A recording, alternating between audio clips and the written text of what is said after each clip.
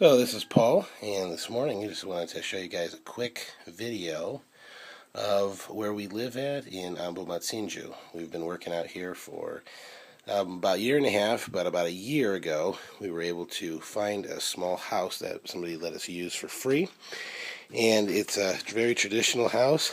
Here's the front porch. This is the roof here at the top, you can see, and so there's not much space. And then this is the front area. Normally when our whole family stays out here, we have a table down where that yellow water can is.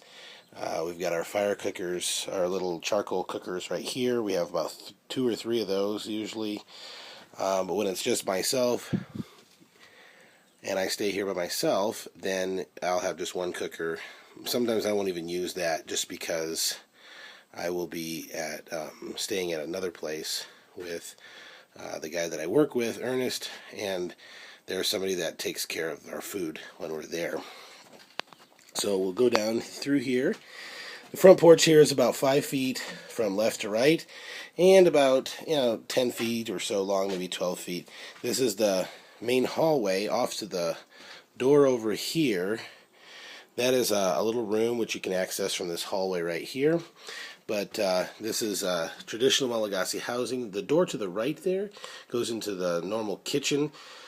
The ladder here going up will go into an attic area, and then that is then right behind this you'll see stairs going down, and that goes into normal downstairs. Now I don't have a light, but this is a room in here where we've got 2 beds. And this is the little hallway, about 5 feet by 9 or so, 10. Here's a little bridge between connecting 2 houses. Actually, this was one separate house, and there was another house, and they connected them at some point. This is the bridge, and you can see through the floorboards. So they've taken parts of an old bed and laid down as a walkway between. And then in the middle, there's a way to see out into the fields.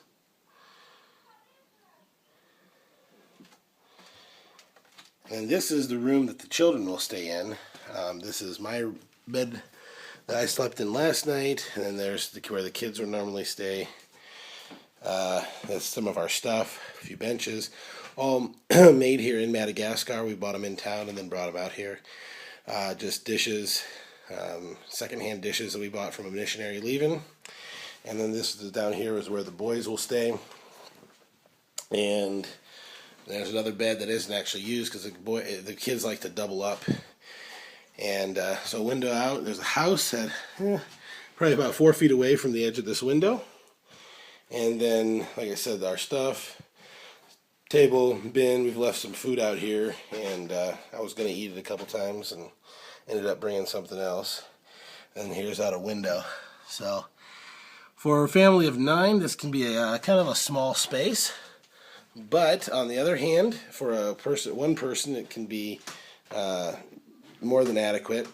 And all night, I hear mice that are living in the top there, and I've actually thrown up poison before, and I guess it eliminated some of them. And then we've got parts falling down on the roof from the ceiling, and those little strips of wood in there are bamboo, and then the reddish stuff is just dirt, clay soil that they've made into a mud and smeared it on the ceiling, plastered it, and then painted over it. And you can see there are you can see a lot of those wet spots, those brownish spots are leaks. So this house, I don't know when the last time it was lived in, but we were said we could live in here, and it's a nice place for out here. Laura cleaned the floors quite really well a while back, and plastered them, not plastered them, but there's a wax you put down to prevent fleas, to kill fleas. So that's something that's done normally here. This is the room that I showed you a little bit ago. This is the room that Laura and I stay in. These 2 beds are wall to wall. Essentially, we've got a little bit of space here and around the door, and this is where Laura and I will stay. Now, since I was here last with Laura, this whole area right here is wet, and there's plaster has fallen down on the floor. So we're going to have to get down that kind of cleaned up and taken care of before everybody comes out here again. But then, just before I leave, in the time that we've not been here on a regular basis, we've had some visitors move in. One of them, I don't know if you can see, one of them is right here. It's a spider, huge spider, that's kind of a, I don't know, 2-3 inches span from the different from his legs. There was another spider out here yesterday. I don't see him today, but right up there you can see one spider. And so this is where we get to stay, and this is some of our neighbors' homes around here. That house right there in the middle has just gotten repaired. I think somebody's retiring from the city and coming out here back to their village. This building looks like it's going to be repaired soon. But the view that we get is a spectacular view of the countryside. And very beautiful. You can see the green down at the bottom of the valley there.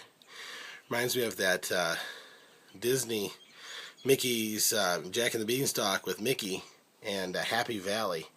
Whenever I see it, I always think of that and calling it Happy Valley, because from the distance it looks very happy, it looks very lush and growing, but when you get down there and you really get to see the lives of the people, it's not so happy for them, and things can be quite difficult out here in the village.